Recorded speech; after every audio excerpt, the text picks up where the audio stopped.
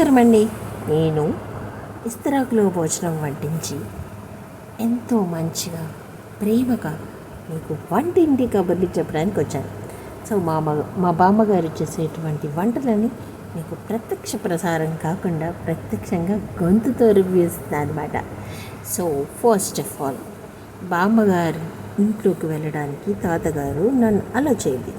అందుకని ఆమ్లెట్ దోశ చూడటానికని మా ఇంటి గోడెక్కి అరటి చెట్ల మధ్యలోంచి చిన్నగా బామ్మగారి దగ్గర చేరుకున్నా. అమ్మ దొంగ పిల్ల వచ్చేసావా అన్నారు. చక్కగా బాస్కెట్లు వేసుకొని చిన్నగా తరుగుతున్నారు. ఏంటది? ఉల్లిపాయ.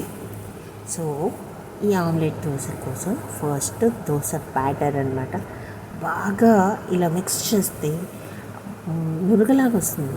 అప్పుడు దోశ వేస్తే అదిరిపోతుందంట. సో కట్టెల పొయ్యి మీద స్టార్ట్ చేశారు. దోశ క్రిస్పీగా ఉండాలి, అంటే కరకరలాడుతూ ఉండాలన్నమాట. ఈ కరకరలాడే దోశని అలా పక్కన పెట్టేశారు 4-5. తర్వాత బామ్మగారు చకచకా ఉల్లిపాయలు చాలా సన్నగా, అంటే మనం గ్రేట్ చేస్తూ ఉంటాం కదా, తురుముతాం కదా, అంత సన్నగా చేసి పచ్చిమిరపకాయలు కూడా అంతే సన్నగా వేశారు. ఇక్కడ ఒక్క ఐటమ్ వేసింది, అదే అల్లం ముక్కలు అన్నమాట. అల్లం ముక్కలు కూడా వేశారు. ఆ తర్వాత కొత్తిమీర, కరివేపాకు వేసి బాగా చేత్తో ఇలా ఇలా నలిపారనమాట. ఉప్పు, అలాగే మిరియాల పొడి, కొద్దిగా కారం కూడా వేసినట్టున్నారు. వేసి బాగా మసాజ్ చేశారు. దాన్ని బాగా మసాజ్ చేసిన తర్వాత అప్పుడు 2 కోడిగుడ్లు కొట్టి దాంట్లో వేసేసారు. వేసి ఇప్పుడు పన్నానికి నూనె చుక్క రాశారు. నూనె చుక్క కాదు, నెయ్యి చుక్క రాశారు. నెయ్యి చుక్క రాసి చక్కగా చిన్న చిన్న ఆమ్లెట్స్ వేసారనమాట. చిన్న ఆమ్లెట్ వేసారు. ఎందుకంటే దోశ కంటే ఆమ్లెట్ చిన్నగా ఉండాలి. ఈ చిన్నగా ఉన్న ఆమ్లెట్ మీద ఈ దోశ అలా వేయాలన్నమాట. వేసేసిన తర్వాత ఇప్పుడు అట్లకర్రతో ఇలా ఇలా స్ప్రెడ్ చేసామనుకోండి, ఆ ఆమ్లెట్లో ఉన్న కొద్దిగా తేమకు కూడా అది అంటుకుపోయినలా చేస్తుందన్నమాట. ఈ అంటుకుపోయిన తర్వాత చిన్నగా వెనక్కి తిప్పుకోవాలి.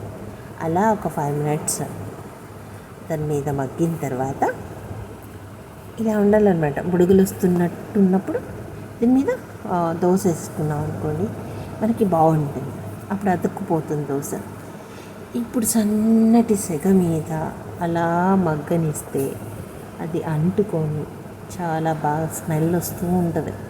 కమ్మటి స్మెల్ వస్తుంది. ఈ కమ్మటి స్మెల్ వచ్చేటప్పుడు దోశ తీసి ఒక ప్లేట్లో ఇలా పెట్టుకొని సాంబారు చట్నీ, బామ్మగారు ఉల్లికారం చేశారండి. ఒక్కొక్క బయట తింటుంటే ఉంది మా సామిరంగా సూపర్గా ఉంది తెలుసా. అబ్బా, అరిటాకు అంటే తామరాకు చకచకా వెళ్ళి కోసుకొని వచ్చుకొని ప్లేట్లో పరుచుకొని ఇలా పెట్టుకొని దోశ అక్కడ పెట్టుకొని ఉల్లికారం, పల్లి చట్నీ వేసుకొని లాగిచ్చేసాం మనం 2. తాతగారికి కూడా ఉంచాలి కదా, 2 ఉంచేసాం అనమాట. తాతగారు కొడితే నా ఒక్క దోశ నువ్వు తీసేసుకున్నావు కదూ అన్నారు, కానీ ఏమనలేదు. మొత్తానికైతే ఈరోజు బ్రేక్ఫాస్ట్ చాలా హ్యాపీగా కడుపు బజ్జ నిండా పెట్టింది బామ్మ. సో ఈ ప్రాసెస్ మీరు విన్నారు కదా. ఈ ప్రాసెస్ మీకు ఇంకా కావాలంటే ఇంకోసారి వీడియో చూడండి.